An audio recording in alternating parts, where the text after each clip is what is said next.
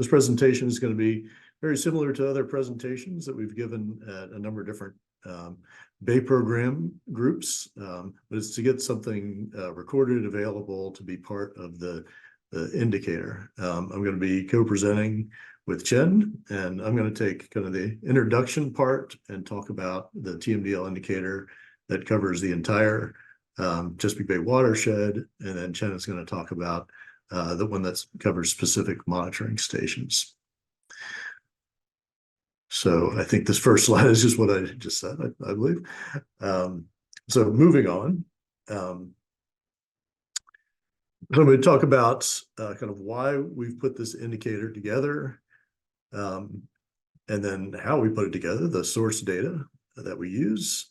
And then, as I was saying, I'm going to be talking about the application to the whole watershed, and then Chen will have his individual application to the non-tidal network stations where we're able to do this.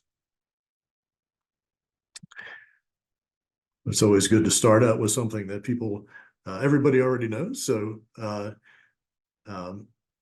everybody understands the efforts that have been made since the 80s to make reductions to nitrogen and phosphorus coming into the bay to restrict the eutrophication of the bay.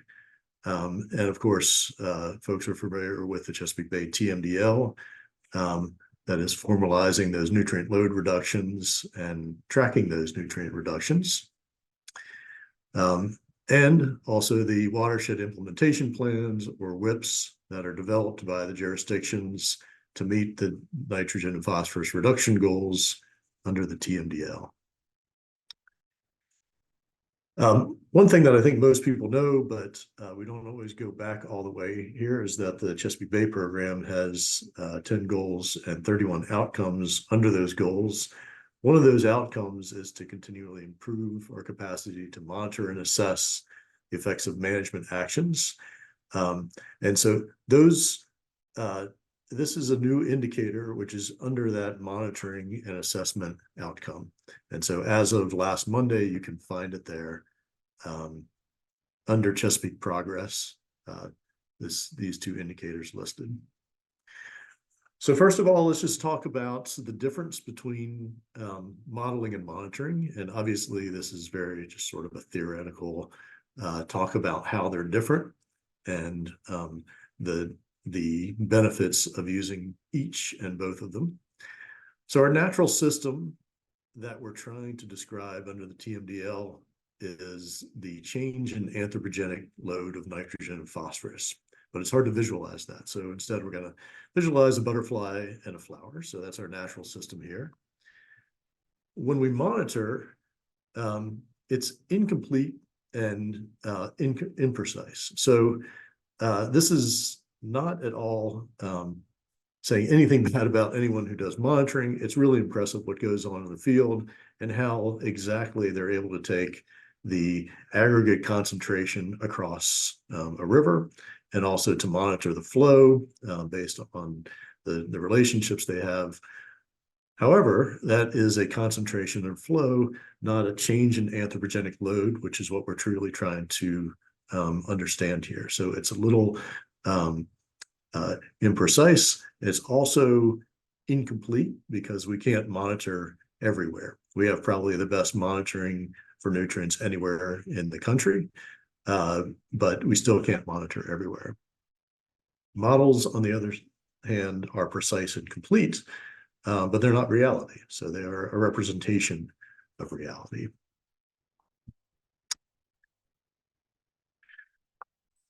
So just describing how we're trying to put modeling and monitoring together, I'll describe a little bit about what modeling and what monitoring we have.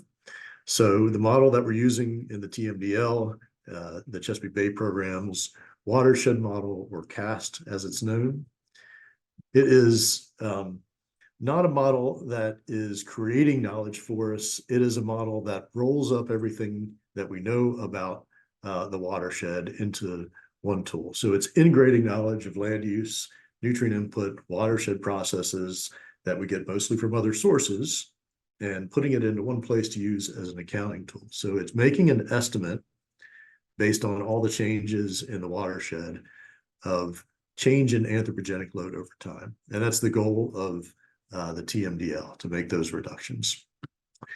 Monitoring data, we've got river water quality monitoring data, and then using statistical techniques, some estimated loads and estimated flow normalized change in loads. And we also have, but those only monitor 80% of the watershed and about 60 or 70% of the total load. We have loads that come in below those monitoring stations. And we have point sources which are monitored, and then atmospheric deposition direct to the water surface of nitrogen that is based on monitoring data as well. So they often don't agree. So we have an estimate from models based on everything we know about the watershed. We say this is what we think should be happening. And then we have monitoring data, which doesn't cover everything and has some uncertainty around it. So why are these things not equal at all times? Scott Ator and others in a 2020 paper put together very eloquently 4 reasons. Well, we have uncertainty, and we have unknown uncertainty in the watershed model. So the inputs, the processes, the effectiveness, everything is somewhat uncertain, and that adds up to some uncertainty that we cannot adequately represent at this point. There's uncertainty in the monitored trend, which we do have methods to estimate. And so that's based on sampling frequencies and so on, and irreducible uncertainties due to variability in nature itself. We have natural lags. So the model is predicting this is what's going to happen over the long term if we had always had the watershed in a particular setup, and always will. But of course, when you implement a management practice, there may be time lags between when you implement it, when you make the change, and when you see that in a river due to, say, groundwater or changes in soil that happen slowly over time, or maybe it takes a while for a forest to grow or something like that. We also have a number of other competing factors, and so climate change can be one of those things. Reservoir function. There are lots of things which aren't listed here, but there's a lot more complexity to watersheds than what we can put in the model or what's known through monitoring. So getting specific about the data sources. So what we're using for monitoring river input monitoring data. So the USGS collected and USGS WRTDS statistical flow normalization method. Watershed model, again, CAST, expected load reduction over the long term. And it's based on long-term hydrology 91 through 2000. And again, this doesn't consider lags. The CAST model doesn't consider lags. However, the dynamic version of CAST, so the dynamic watershed model, which equals CAST over the long term, but incorporates the expected lags that we have in the watershed, is how we get that estimate of the effective lags. When we put together this indicator, we realized that there were different categories of information that we wanted. So one of those was the response. And so this is what we have implemented in the watershed and predicted in the watershed model that we think should have a long-term effect, and seen through monitoring. So to the extent that the model predictions and the watershed model agree, that is the response, so implemented and realized. Secondly, we have this lag response gap. So if we have implemented things in the watershed, and CAST says that we're going to eventually see these changes, but the dynamic model says that, well, just not yet. We have to wait till it works its way through the groundwater or soil or what have you. We have this lag response. So we have an estimate of what we have implemented, but not yet seen yet because it hasn't worked its way through the natural system. We also have an unknown response gap. So if we already take into account what we've implemented and cast and the lag in the response, and we're still not seeing what we expect at the river input monitoring stations, and that's that unknown response gap. And so since we've already put everything that we know about the watershed into the watershed model, it is just simply unknown at this point. We're not getting what we expect. An implementation gap is what we have planned to do in our watershed implementation plans, but not yet implemented. And then finally, a planning gap. So there is a total reduction that's necessary for water quality standards.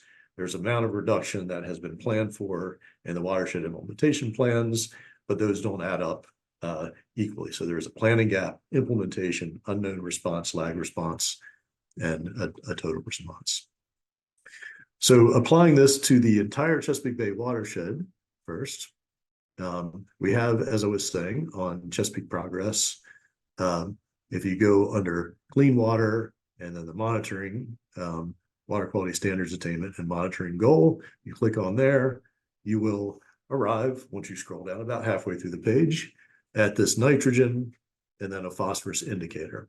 So this covers the entire Chesapeake Bay watershed and gives us an idea of those different categories that I talked about on the earlier slide. So there were 5 categories that I mentioned, but there are 2 extra ones on the nitrogen slide having to do with atmospheric deposition. So let me just get those out of the way first. These 2 bottom colors here. So we have tidal atmospheric deposition that is planned but not yet implemented in the darker green, and then the lighter green that you can starts to appear and then takes up almost all of those bottom 2 is the tidal deposition reductions that have been realized. So deposition reductions are occurring throughout the time, and they're nearly to the level that we have planned. Okay, so now getting into those categories, the 5 categories that I talked about earlier, the total size here, I should have mentioned before, the total y-axis is the amount of reductions that will take estimated to meet water quality standards in the bay.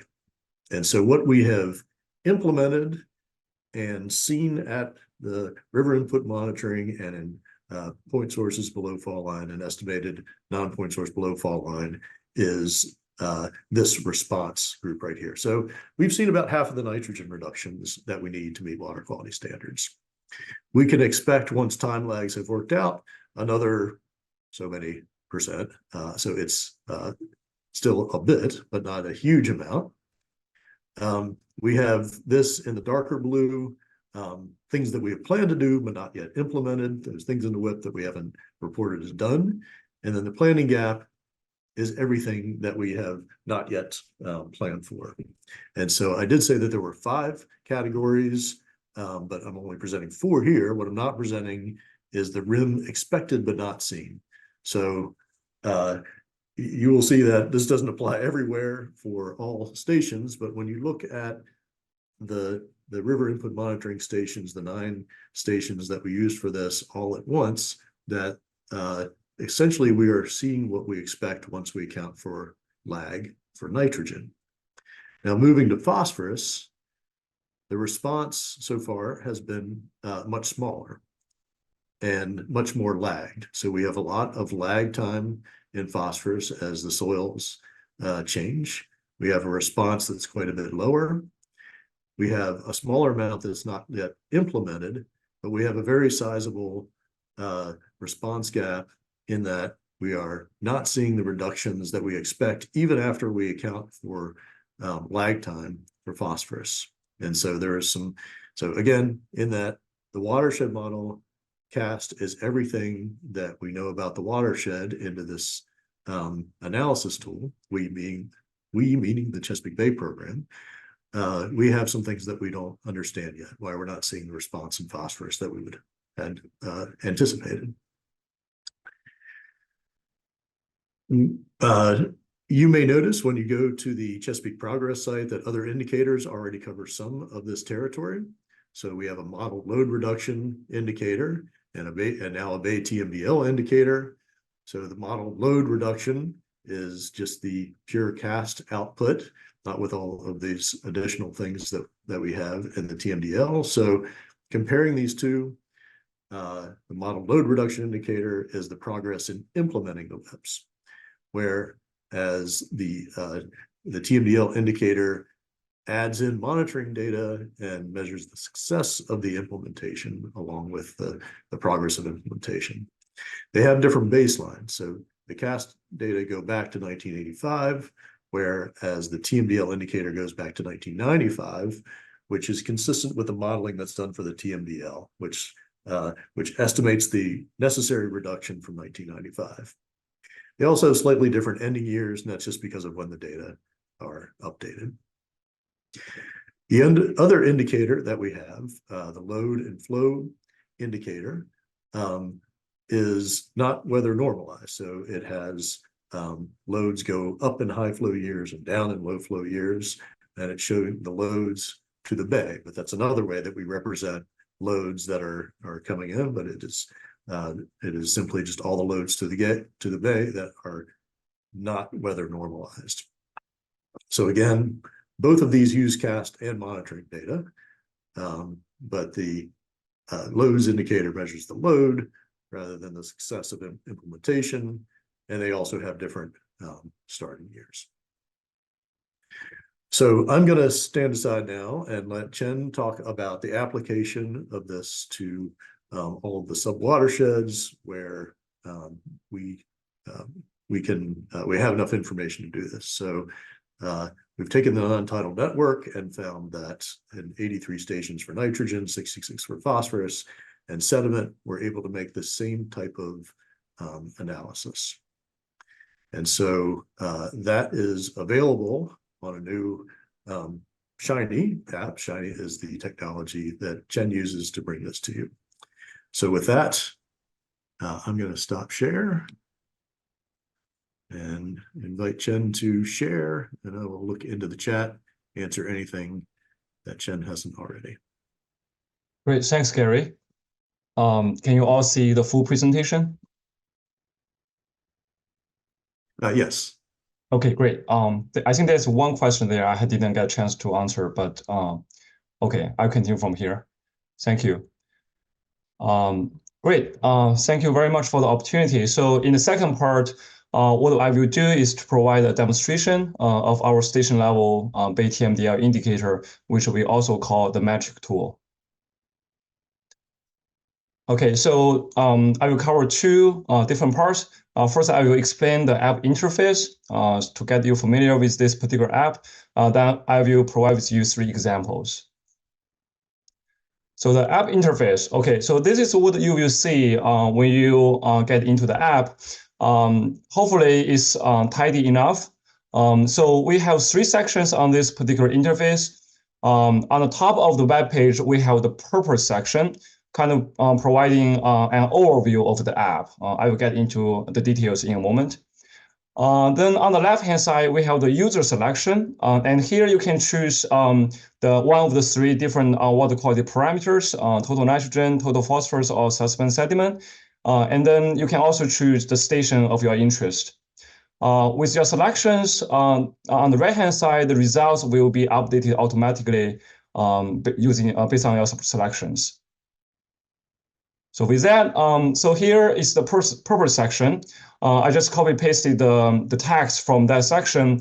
First of all, what is metric? So this is an acronym that we came up. It stands for Monitored and Expected Total Reduction Indicator for the Chesapeake. So we use this particular abbreviation to stand for the tool that we developed for the stations.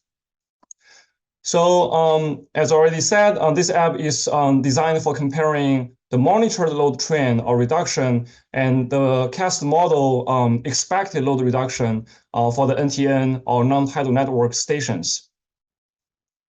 So the app contains load and trend data for 83 stations for TN, but because of data availability issue, we have 66 stations for TP and sediment respectively. And finally, I also added a note to the app purpose section to say that this is an extension to our Bay-wide TMDL indicator to kind of bridge that connection. So that indicator, as already said by Gary, it has been approved and published on Chesapeake Progress. Next, let me guide you through the user selection section. So here, it's very simple. We only have two choices to make or provide to the app. So first of all, we need to select the water quality parameter. That can be total nitrogen, total phosphorus, or suspended sediment. As you toggle between the options here, the results on the right-hand side will be automatically updated based on your selection. And then we have the station selection step. That's the second step. But to select the station, we have two options here. So one is using the map. So if you are familiar enough with the watershed, then you can just zoom into your particular station and choose that station by clicking the points on the map, as for example here for the Potomac. Alternatively, and we can also use the data table option to select the station. And I want to mention that this provides more flexibility and convenience to users because there's a search box within each of those columns where you can type in keyword to filter into the selection of interest. For example, here you can, if you know the USGS ID, gauge ID for your station, but you have a hard time finding that on the map, then you can just type in that here in this box to filter into that station. You can also use the keyword here for the station name. For example, if I type in Potomac in this particular box, then what we will see is that the stations will be narrowed down to two stations that have the keyword Potomac in the name. Okay, then you just click on the Potomac River at Cambridge if you are interested in that station. We can also rank the stations within the table by area size or drainage size. Then you can select the larger stations or the smaller stations depending on your interest. Next to that, we have the basin choice. So for example, if I type in Potomac here, I will be narrowed down to all the stations that belong to the Potomac River Basin, regardless of which state that is. So hopefully, the table option here provides with you more flexibility. Okay, but the goal, either the map option or the data table option, is to help you to quickly find the station and choose that station.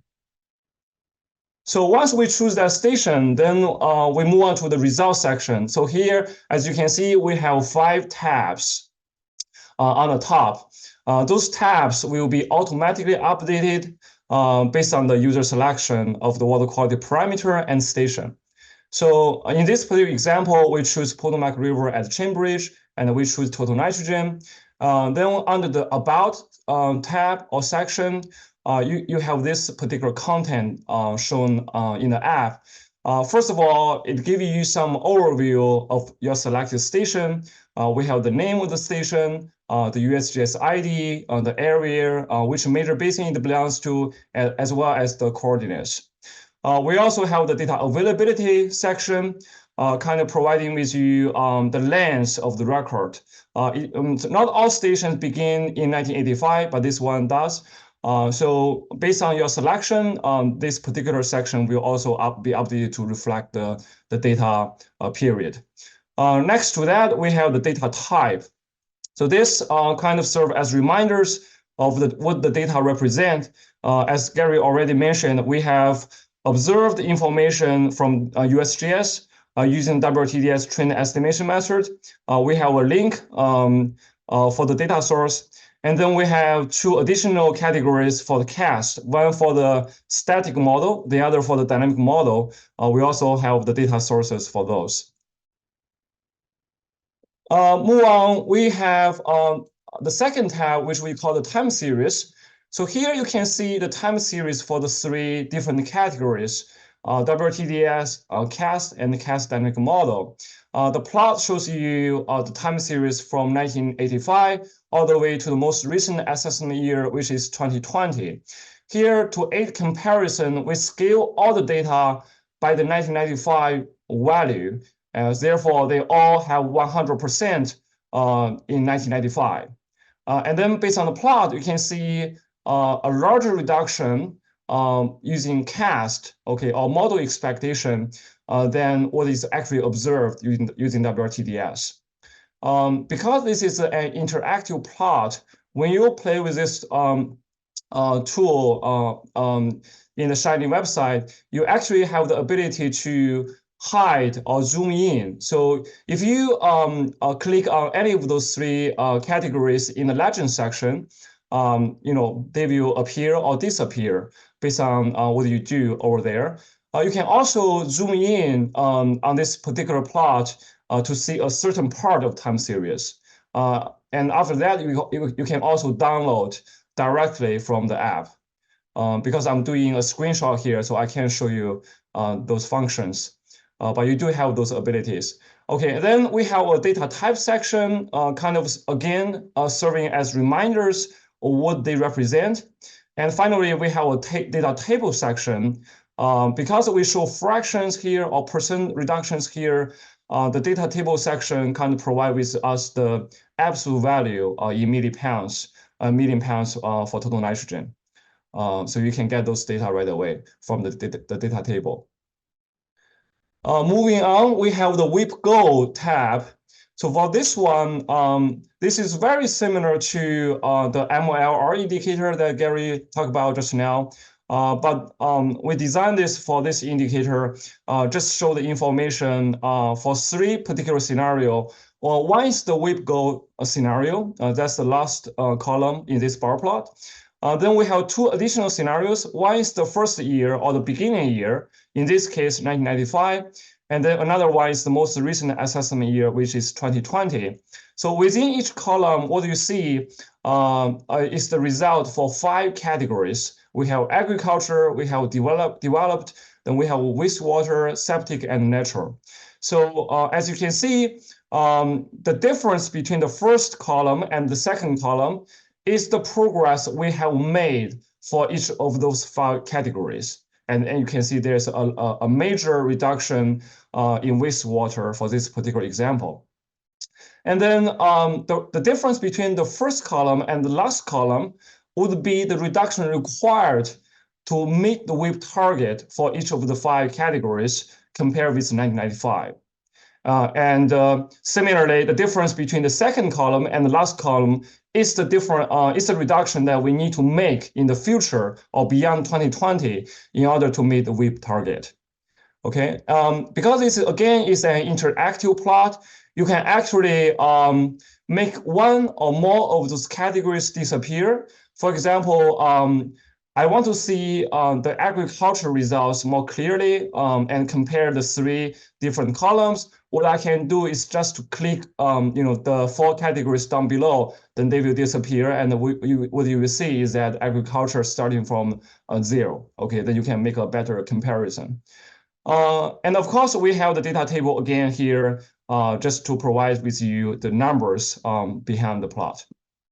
Okay. Then we have the progress section.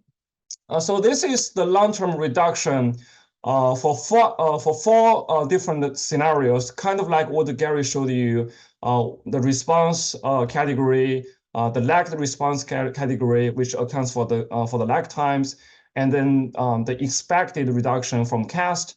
So let me get you through the 4 categories here. So the first one, what you see is a 28% reduction. So negative value means loading reduction, positive value means loading increase. So the first one, 28% reduction, it means that we need to reduce 28% in order to achieve the WIP goal compared with 1995, our baseline year. Then the second category, that's the percent reduction between 1995 and 2020 based on CAS. So that's our long-term expected reduction from cast. The third category is our expected reduction in the long term as of 2020 after accounting for lag time. Okay, and the final bar here is the observed reduction using WRTDS based on the monitor data set for this particular example. So that shows us a 13% reduction. And we also have the 90% confidence interval on this particular plot, which is computed using WRTDS bootstrap analysis. So what you can see is a good agreement between the long-term reduction expected from the model after accounting for lags with the observed reduction. So one is 11%, the other is 13%. So you may find this difficult to understand or comprehend. So what I will do in a moment when I explain the three examples is that we also have provided an interpreted text to help you understand what these bars really represent. Okay, I will give you more details in a moment. Then before doing that, so the last tab here for the results section is the download section. So what you can do here is that you can download the data for the station you have just selected, in this case, the Potomac River. You can also choose to download the data for all stations if you are interested in more than one station. So hopefully that provides you the convenience as well. So with that, moving on, what I will do is to provide you three examples. And here I will talk about the interpret text component on the app. So the first one, again, is the Potomac River at Cambridge. So I will focus on total nitrogen only. So the other examples shown here will be on total nitrogen. So this station is at Washington, D.C. I have already explained this, the four categories just now. But here I want to draw your attention to the text. So the text will be automatically generated for you after you choose the water quality parameter and station. Okay, the first one, the app will tell you that, okay, for the first bar here, that 28% reduction, what it means is this: CAS estimates a 28% reduction in the long term from implementation of the WIP using 2025 land use and inputs. For the second bar on the plot, so CAS estimates a 19% reduction in the long term from our 2020 level of land use, inputs, and management practices. The third bar is based on the dynamic watershed model. So it estimates that only an 11% reduction would have been seen by 2020 by accounting for lags, sampling frequency, and other factors. And finally, this last bar here, that's our monitoring information. So the river monitoring data show a 13% reduction with a 90% confidence interval between 6% reduction and 23% reduction. So for this particular example, what we can say in terms of the comparison between the model expectation and our monitored reduction is that our monitored response or observed response is very close to the model expectation. So it's as expected in 2020 compared with our model expectation after accounting for lags because of that agreement between the last two bars on the plot. In the second example, let's move on to Chesapeake River. This is in Maryland. This is also one of the long-term river input monitoring stations. So for this station, as you can see, we have 38% reduction for the first bar, 6% reduction in the second bar, 2% reduction for the third bar, and 20% increase for our monitored load. So in terms of the interpreted text here, CAS estimates 38% reduction under the level of WIP implementation. It estimates a 6% reduction in the long term based on the 2020 level of management practices. For the third one, after accounting for lags, we only expect a 2% reduction based on the model. However, we see a 20% increase based on WTDS using the monitoring information. So the implication for this particular station or example is that the observed response is less than expected by the model as of 2020.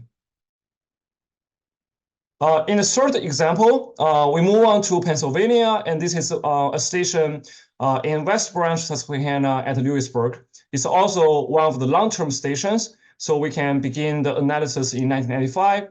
So here you can see 29% reduction for the first bar, 19% reduction for the second, 10% reduction for the third, and 25% reduction based on the monitoring. So this is opposite to the Chesapeake example. So what you get once you choose this particular station, in terms of the tax, you get this. So CAS estimates a 29% reduction based on the WIP level of load. Then CAS estimates 19% reduction based on our 2020 level of implementation. The third bar, okay, based on the dynamic watershed model, after accounting for lags, we expect to see a 10% reduction for this particular watershed. However, we do see a much larger reduction at the monitoring station based on the monitoring information, and that number is 25% reduction with a confidence interval between 17% and 33%. So the implication for this particular watershed is that the observed response in the river at the river monitoring station is more than expected by the model in 2020. Okay, hopefully that will help you understand what is shown with these bars as you move on and explore the stations of your interest. In closure, I want to mention that the indicator as well as the Shining app is really a product of many conversations and discussions with many individuals and work groups within the partnership. So this is really a product of the partnership. So we have gained a lot comments and feedback from many individuals and work groups, and many of those have resulted in improved versions of the products. I also want to mention that we have recently published a journal article in Ecological Indicators, which documents the methodology for the Bay-wide TMDL indicator. And if you are interested, I can share a copy of the paper with you. So if you have additional questions or comments, please reach out to one of the developers. So the emails are provided here. We always look for feedback and comments to try to make the app more useful and accessible. And hopefully, your comments can help us achieve that. So that's all I have for my part. Thank you for your attention. Thanks, Jen. Very well done. And thanks to everyone for tuning into the webinar here. We are going to post this on the page, I think, and also email a recording of this to everyone if you'd like to see it again. Of course, we're always available, as any Bay Program Office employee is, for questions. So I guess now we'll open it up for any questions that you may have now. Hey, Carl. Hey, that was really great. Really enjoyed it. Very informative and a really neat approach. I was wondering, I found it especially helpful on the WRTDS bars to have that 90% confidence. Is it possible to put 90% confidence on the model estimates too? I guess that's not as simple because there's not like it has a lot of realizations that you can look at the variability on. But for example, there was the second case where the reductions observed through WRTDS was greater than would have been predicted by the cast with lags. I wonder if there were a 90% confidence, if that were possible, maybe they would overlap or not. Anyway, it's a minor comment because this is so useful, but I especially like the idea if it's possible to say what the reasonable uncertainty is on the model predictions. Yes, I just there's nothing more I can add to that comment. It would be a really great thing. The difficulties are immense. We haven't figured those out yet. We've made big strides in phase 6 in the watershed model and simplifying the model so that we have the opportunity to estimate the uncertainty. And so the version of the model that we're using for phase 7, Isabella Bertani is working on this. We're hopeful that we'll be able to put something together, but not any time really soon. But I agree with your points exactly. Thank you. That's a great answer. I appreciate your your straightforward answer. Gary, there's a question in the chat from Denise Wardrop, if you'd like to read it and answer it, you and Chin. Sure. Oh, yeah, I see a couple things here. Denise, what's the intended use of the Baywide indicator and Shiny app? Ideas, for example, we focus on research where the dynamic model and monitoring are widely different. Yeah, that's a great question. So I think, everybody kind of has their own way of using this. I think, for me, I really wanted to do the Baywide indicator because it felt to me like people were picking individual stations and creating a very broad narrative around those individual stations. BMPs aren't working. BMPs are not being counted. You can see whatever you want because we have 83 stations with enough data to look at. So the overall says that we're seeing what we think we should see for nitrogen, but not for phosphorus. And I like the way that rolls it up. For the Shiny app, I think just what you say, you kind of look around and say, well, how's my area doing to the best of our ability? And then even more importantly, where can we, how are areas that are behaving similarly, or the difference between modeling and monitoring, how are those alike and how are they different? Chen published a paper already with some of those findings, machine learning technique, where they saw different areas had different trends. And I think the CalCast version of the model may be able to say something about this, but yeah, just kind of like with Carl, that's a great idea. We're thinking along the same lines. Hopefully we'll get there.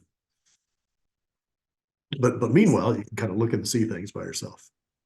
Yeah, and I appreciate the nod out, and clearly it's a great tool. I was just kind of wondering what the design criteria were. Was it designed to be able to answer a certain question or not? Is more of a general tool. So thanks for that. But what do you hope people do with it, I guess?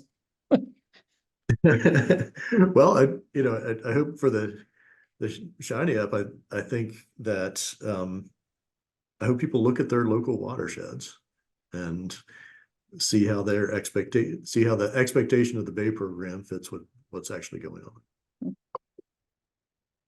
And could you put the reference for Chen's paper in the chat that used machine learning to look at similarities? And I'm sure Chen can do that. Yeah, I can do that. Okay, so I see that Chen's entered the loads to the bay.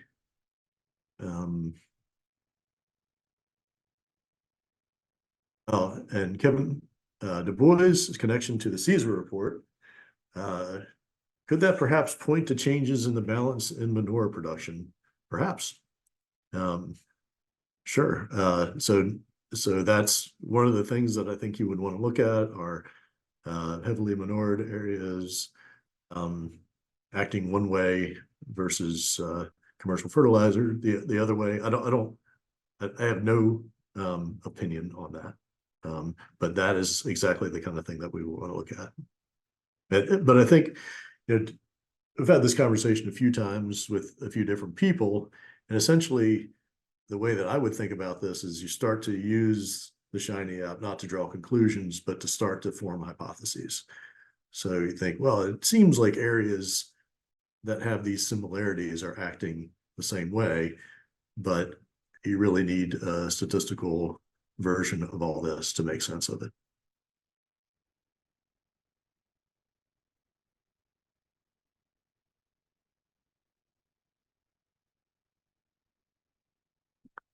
I think we've got, and so Denise responded.